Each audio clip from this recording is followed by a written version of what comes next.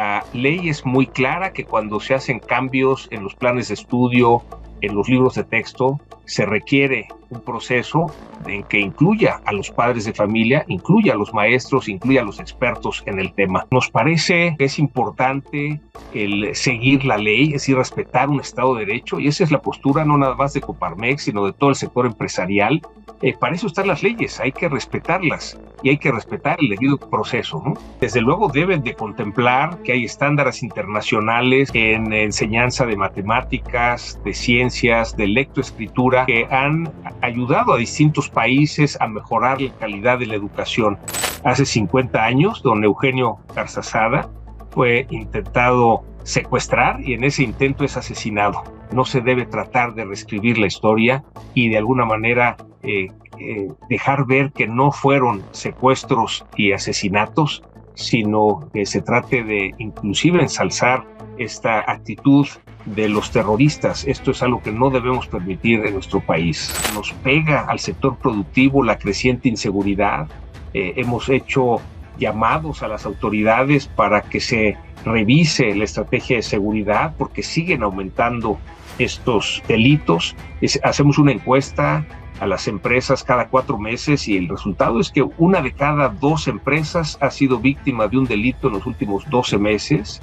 Primero, robo de mercancía. Segundo, empatado, robo de vehículos con extorsión, que incluye extorsión telefónica y de redes sociales, un 76%, y cobro de piso, un 24%.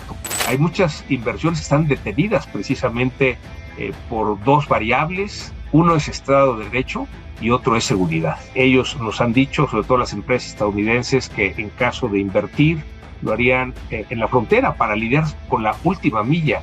Si realmente queremos atraer esas inversiones, tenemos que resolver Estado de Derecho, tenemos que resolver seguridad, tenemos que resolver espacio en los parques industriales, tenemos que resolver que haya suficiente energía y sobre todo que haya suficiente energía limpia. Y con esto pudiera llegar mucha más inversión.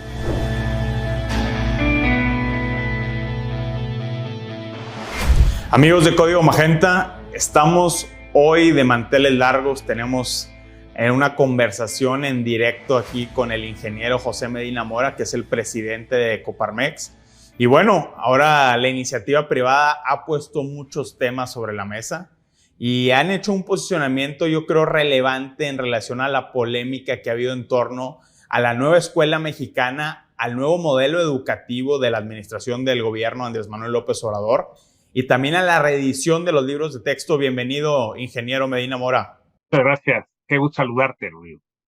A ver, ¿cuál es el posicionamiento de Coparmex respecto a este nuevo modelo educativo que se está implementando y específicamente respecto a la reedición de los libros de texto? ¿Cuál es la perspectiva del empresariado mexicano en este sentido? Y bueno, en primera instancia me parece que vale la pena hacer un repaso de cuál ha sido el recorrido.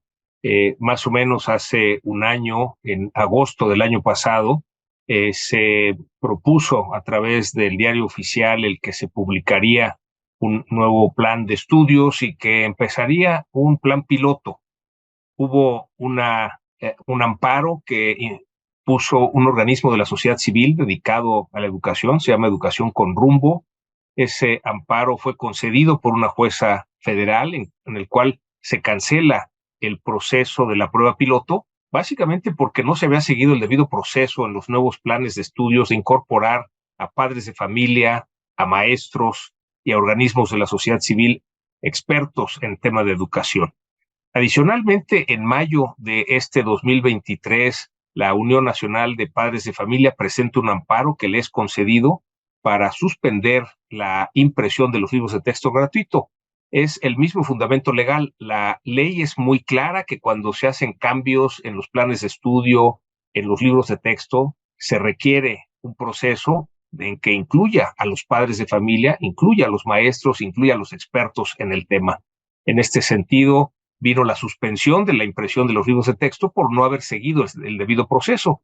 Posteriormente, un juzgado federal, en una siguiente instancia, ordena a la SEP cumplir con la suspensión definitiva de la impresión de los libros de texto. Esto fue justo el mes pasado.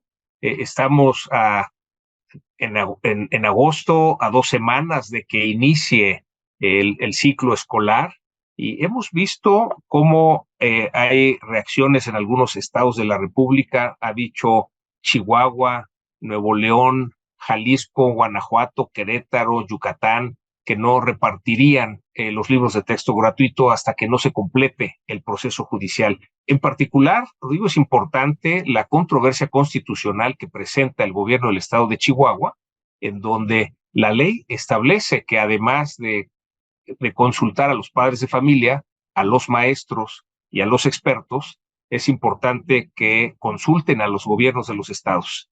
Al no haber seguido ese debido proceso, viene esta controversia constitucional y un ministro de la Suprema Corte acepta este recurso de controversia constitucional y ordena por lo pronto suspender la distribución de los libros de texto gratuito, ahorita solamente en Chihuahua. Sin embargo, pues falta ver cómo se desenvuelve esta discusión en la Suprema Corte y ya cuando se presente al Pleno, si hay los votos suficientes. Recordemos que de los 11 ministros tendrían que votar 8 a favor de la ponencia, en este caso el ministro José María Aguilar, para que se suspenda de manera definitiva esta distribución de los libros de texto. Nos parece, Rodrigo, que es importante el seguir la ley, es decir, respetar un Estado de Derecho, y esa es la postura no nada más de Coparmex, sino de todo el sector empresarial. Para eso están las leyes, hay que respetarlas y hay que respetar el debido proceso, ¿no?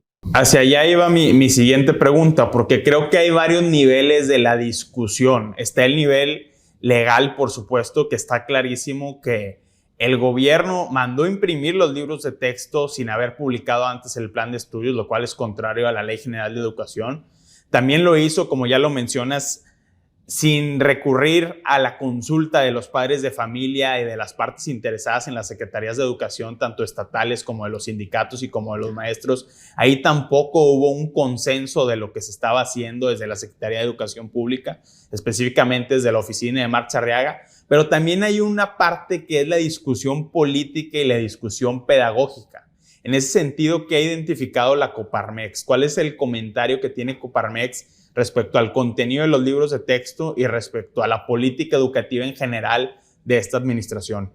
Digamos que el definir los contenidos de los libros de texto no nos corresponde a Coparmex ni a los organismos empresariales, corresponde precisamente a esas mesas de trabajo donde participan maestros, padres de familia y expertos. Ahí es donde se debe definir el contenido, la metodología, la pedagogía que se sigue.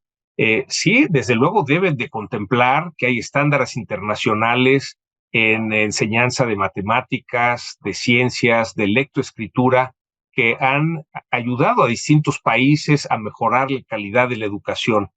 A nosotros nos preocupa, Rodrigo, que de acuerdo con la OCDE, teníamos 2 años de rezago en la calidad de la educación previo a la pandemia, hoy son 4 años de rezago. Es decir, sí necesitamos que los expertos, maestros y padres de familia trabajen en qué tenemos que hacer para recuperar la calidad de la educación. Quizá más preocupante es que después de la pandemia hay 1.200.000 estudiantes que no regresaron a las aulas y que esto desde luego generará un problema en la educación del país.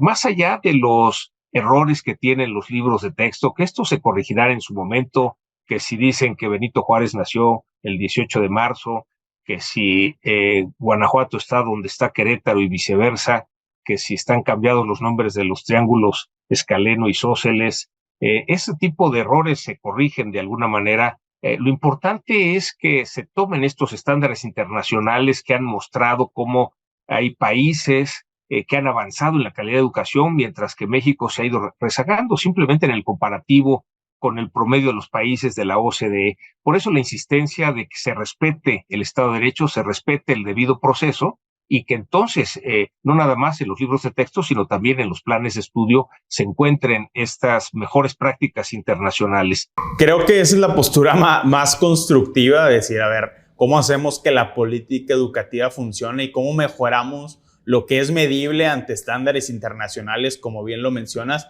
Pero también hay una parte que, al menos desde el Consejo Coordinador Empresarial, ya han puesto una denuncia pública diciendo, a ver, aquí sí hay un contenido que es ideológico, que tiene una carga ideológica. Y en ese sentido me gustaría conocer la posición de Coparmex, de si están de acuerdo o no están de acuerdo en que los libros de texto tienen esta carga ideológica. Y te lo pregunto específicamente en el contexto de lo que mencionaba Coparmex en un comunicado, de que se utilizaba un eufemismo para referirse a los asesinatos de Eugenio Garzazada y Fernando Aranguren. Y nos parece en Coparmex, y de acuerdo con los 14 organismos empresariales que pertenecemos al Consejo Coordinador Empresarial a nivel nacional, que no se debe tratar de reescribir la historia.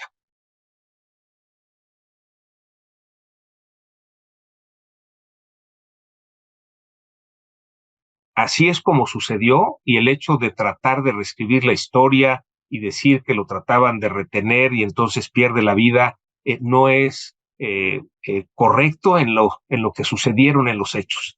En el caso de Fernando Aranguren Castillo, él sí fue secuestrado, estuvo varios días secuestrado y después fue asesinado.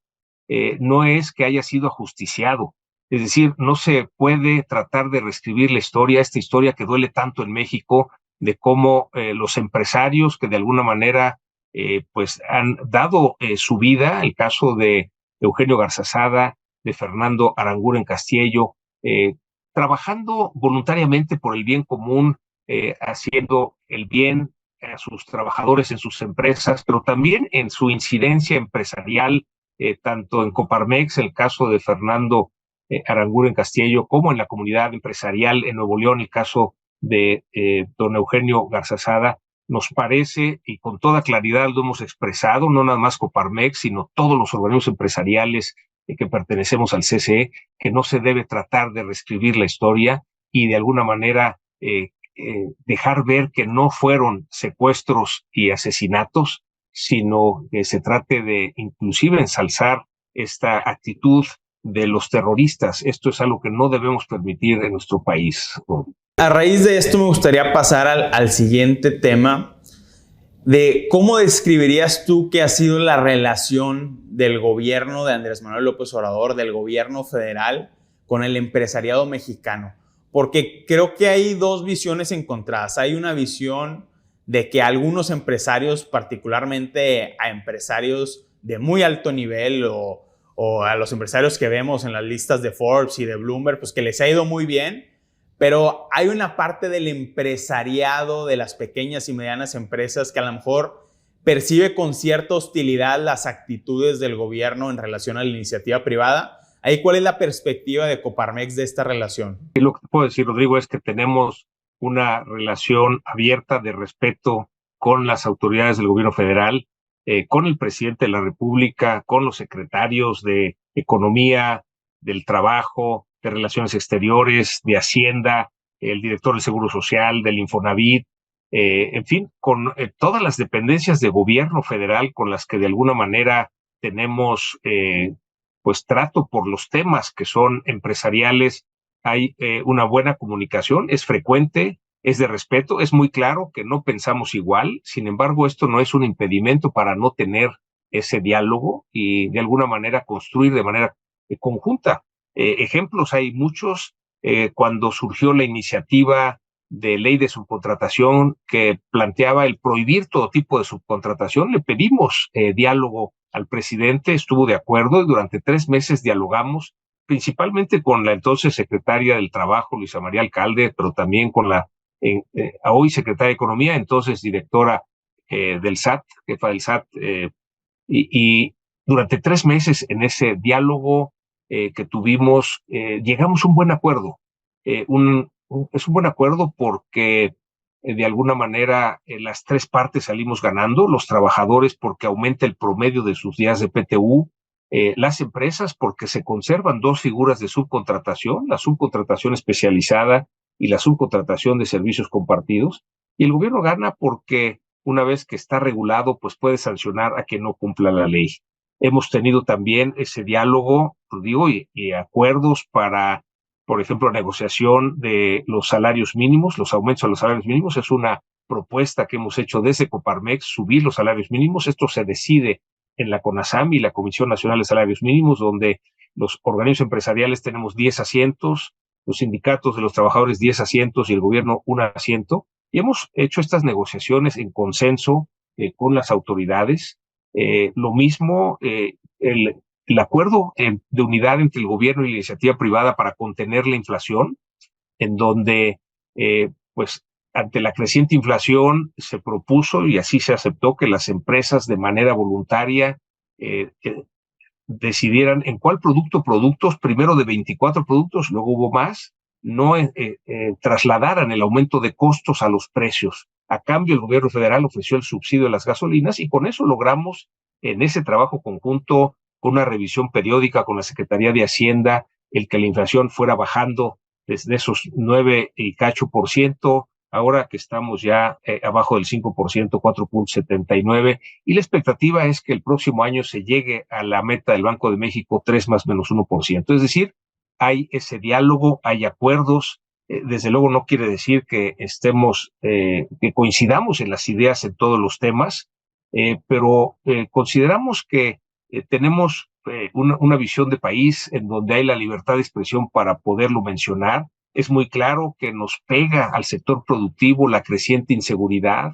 Hemos hecho llamados a las autoridades para que se revise la estrategia de seguridad porque siguen aumentando estos delitos. Hacemos una encuesta a las empresas cada 4 meses y el resultado es que 1 de cada 2 empresas ha sido víctima de un delito en los últimos 12 meses. Primero, robo de mercancía. Segundo, empatado, robo de vehículos con extorsión, que incluye extorsión telefónica y de redes sociales, un 76%, y cobro de piso, un 24%.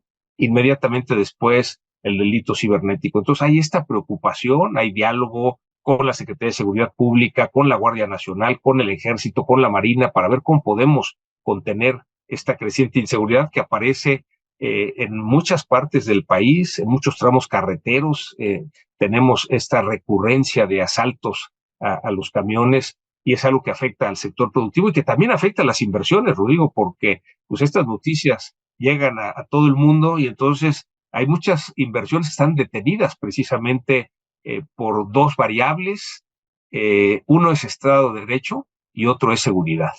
Precisamente eso es lo que te quería preguntar y cuestionar y que platicáramos un poco de esa parte. Hemos comentado aquí en esta mesa de Código Magenta que hay ciertas áreas de gobernabilidad que están en semáforo rojo completamente, que incluso ya agencias tanto de inteligencia como el Departamento de Estado de Estados Unidos ya las identifican como riesgos inminentes al sur de la frontera. Específicamente se habla del caos que hay en Guerrero, se habla de los problemas que hay en Michoacán, se habla de los problemas que hay en Tamaulipas. En ese sentido, ¿cuál es la perspectiva de Coparmex respecto a estas áreas críticas de gobernabilidad en México? Mira, con respecto a las inversiones de empresas extranjeras, lo que nos han dicho empresas, sobre todo Estados Unidos, Canadá, Alemania y España.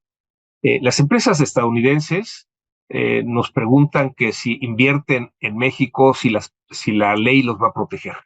Nos preguntan si México va a respetar lo que firmamos en el Tratado de Libre Comercio, en el TEMEC, sobre todo cuando ofrecimos condiciones de igualdad a las empresas estadounidenses y canadienses y que después se aprobó la ley de la industria eléctrica que le da prioridad de despacho a la Comisión Federal de Electricidad. Y ese es, digamos, un gran tema que detiene las inversiones. Pero un segundo tema es precisamente esta creciente inseguridad.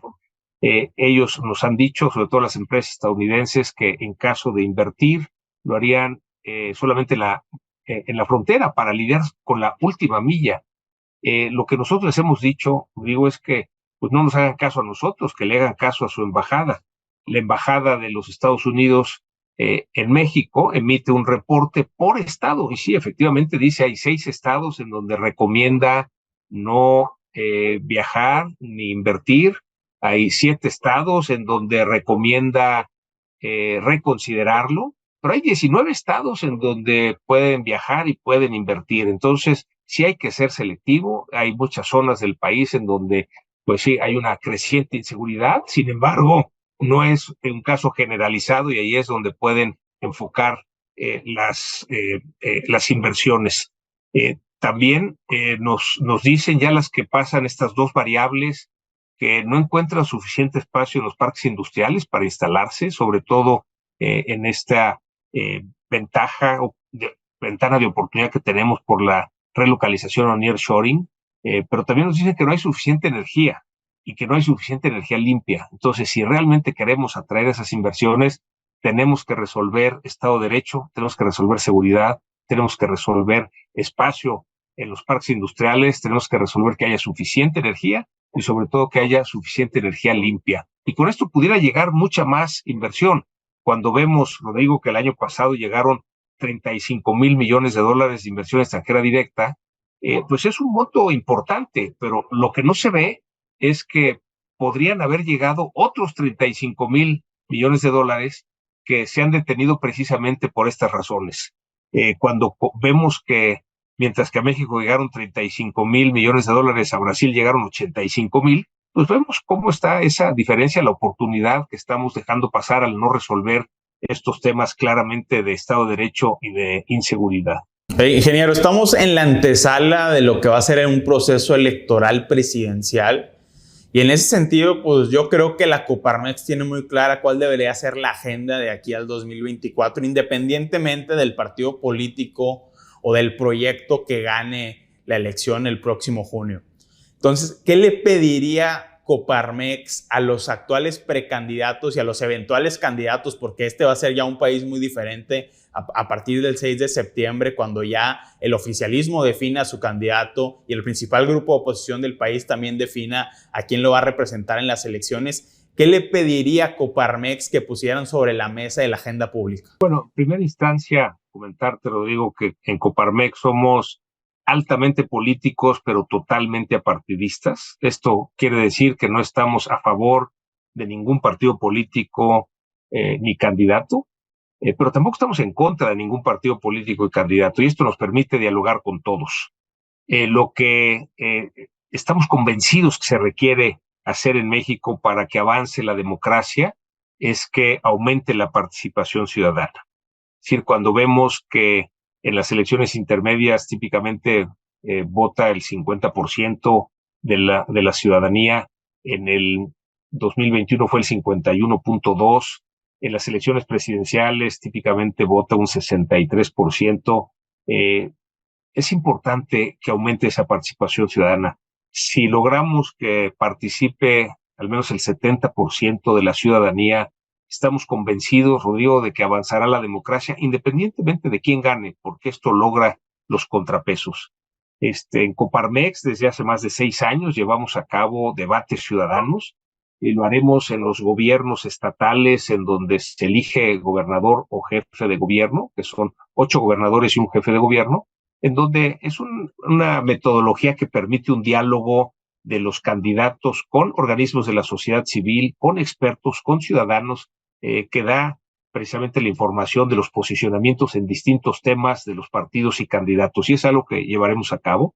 También llevaremos a cabo el diálogo con quienes sean los candidatos a la presidencia de la República en el 2024, con un manifiesto México por un manifiesto por un México con desarrollo inclusivo. Nos parece importante plantearles a los candidatos el conocer sus posturas ante la importancia de que haya, sí, desarrollo económico, pero este tiene que ir de la mano del desarrollo social. Si no es así, pues pobreza y desigualdad seguirá aumentando en lugar de disminuir, o disminuirá solo marginalmente, como lo acabamos de ver. Pero también el desarrollo económico tiene que ir de la mano del desarrollo sustentable. Ahí, en el desarrollo social hay temas importantes en educación de calidad. ¿Qué vamos a hacer para recuperar esos 4 años de rezago que tenemos con respecto a los países de la OCDE? En salud, el reporte de Coneval pues nos dice que, si bien es cierto, eran 15 millones de mexicanos que no tienen acceso a la salud en 2018, ahora son 50 millones de mexicanos. Justo te quería preguntar sobre ese balance que ha hecho Coparmex respecto al reporte que emitió Coneval recientemente, porque hay un debate muy importante, muy activo en este momento, donde dice, si bien se redujo la pobreza de manera considerable, pues crecieron las carencias de derechos sociales, particularmente las carencias del acceso a servicios de salud. Y por el otro lado, en la reducción de pobreza, pues la hipótesis es que tanto los programas sociales como el aumento del salario mínimo pues jugaron un papel relevante en esta situación. ¿Qué piensa Coparmex al respecto de esto? Efectivamente bajó la pobreza general, como la mide Coneval, pero aún tenemos 47 millones de mexicanos que viven en condición de pobreza, de los 126 millones de mexicanos, y es una realidad que no podemos ser ajenos. Y de esos 47 millones, 9 viven en pobreza extrema. Es decir, sí es cierto que ayudaron los aumentos a los salarios y esto pues hay que aplaudirlo. Es un esfuerzo conjunto de las empresas, un acuerdo con los sindicatos de los trabajadores y el gobierno para ir aumentando el salario mínimo, y esto ha sido un hecho. Desde Coparmex lo hemos impulsado desde el 2016 y lo seguiremos impulsando hasta llegar a la línea del bienestar familiar. Esto es que en una familia de 4 personas donde 2 trabajan, que 2 salarios mínimos alcancen para la canasta alimentaria y no alimentaria de las 4 personas de esa familia. Es algo que pensamos que alcanzaremos en el 2026, y que la invitación que hacemos, Rodrigo, a las empresas es que no se esperen al 2026 a ese nivel del salario del bienestar familiar, sino las empresas que puedan de una vez lo paguen. Por otro lado, en esta parte de las carencias es muy claro, quizá el principal desafío es en el tema de salud. El Seguro Popular cubría una buena parte de la población, se hizo el INSABI, no funcionó, ahora se pasa a IMSS Bienestar. La realidad es que, pues, de esos 15 millones que no tenían servicios de salud, con la pérdida del Seguro Popular, bueno, pues se sumaron a los 30 millones, hicieron 45, ya son 50, o sea, sí tenemos que atender justo la pobreza de salud. Y ahí tenemos una propuesta concreta de qué podemos hacer en las empresas, independientemente de dar de alta a nuestros trabajadores en el Seguro Social, para abordar 3 enfermedades que han sobrepasado el sistema de salud en México, que son la obesidad, la diabetes y la hipertensión, y consiste en tomar mediciones a nuestros trabajadores, ponerles una meta y aquel que la cumpla, darle un bono de salud. Pero también hay un deterioro en la educación, es decir, esto es lo que nos refleja Coneval, esta medición de la pobreza multidimensional ayuda a entender precisamente la pobreza educativa, la pobreza de salud, la pobreza alimentaria, la pobreza patrimonial, la pobreza financiera y la pobreza de los servicios, independientemente del monto de los salarios y otros ingresos. También hay que considerar que los programas sociales han ayudado, pero también estas transferencias, las remesas han ayudado a que disminuya el número de personas en condición de pobreza, pero todavía nos parece que el número es muy importante y que todavía tenemos que hacer acciones para lograr la disminución de la pobreza. Hay una pregunta también sobre la sostenibilidad fiscal de los programas sociales, e incluso esto ha sido uno de los pocos temas, diría yo, que se han abordado en las campañas sobre política económica.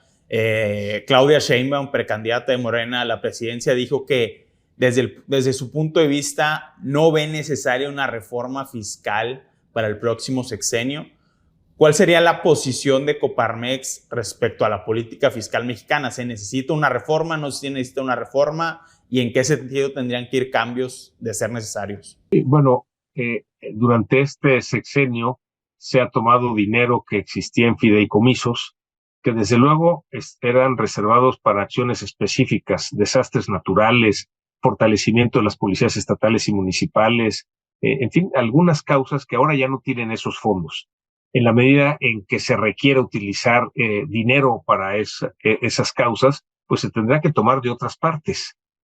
Sí ha habido una récord en recaudación, y eso hay que aplaudirlo, es decir, algunos temas que estaban en litigio se han resuelto a favor del gobierno, y entonces pues ha podido recaudar más de lo que se estaba recaudando. Sin embargo, a la hora de terminarse estos fideicomisos, y el hecho de que la Comisión Federal de Electricidad, que era una empresa rentable, ahora pierda dinero a razón de 30,000 millones de pesos al año, Pemex, que ya estaba quebrada y perdiendo dinero, pues pierde ahora mucho más dinero y produce menos barriles de petróleo. El hecho de que haya obras muy grandes como pues el aeropuerto Felipe Ángeles, que no es una obra grande, pero es un aeropuerto que pierde dinero. Es decir, los aeropuertos en el país que están concesionados son negocio, son rentables.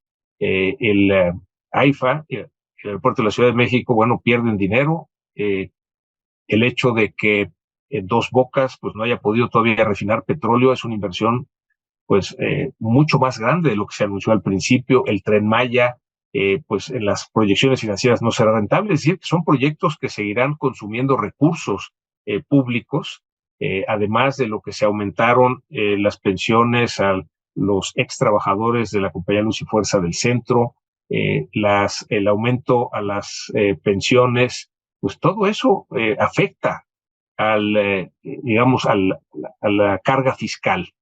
Ahí es donde pues tendremos que hacer como ese análisis de dónde van a salir los recursos, de tal manera que pues si se requiere una reforma fiscal, esta debe estar balanceada. O sea, hay, por ejemplo, pues prestaciones que dan las empresas que no son 100% deducibles. Entonces, bueno, tendría que ser un esquema en donde pues esto fuera, digamos, de alguna manera compensado también para que pues se reconociera este esfuerzo que hacen las empresas en dar estas prestaciones a los trabajadores.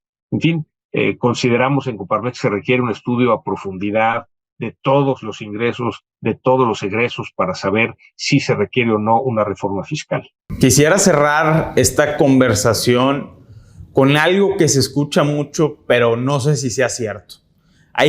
Se menciona en muchas ocasiones que a veces el empresariado ha sido timorato frente a algunas actitudes que algunos califican como antidemocráticas o como retrocesos antidemocráticos del gobierno del presidente López Obrador. ¿Cómo responde la Coparmex a esta aseveración de que a veces el empresariado mexicano no levanta la voz como debería? Desde Coparmex hemos levantado la voz cada vez que se ataca al INE.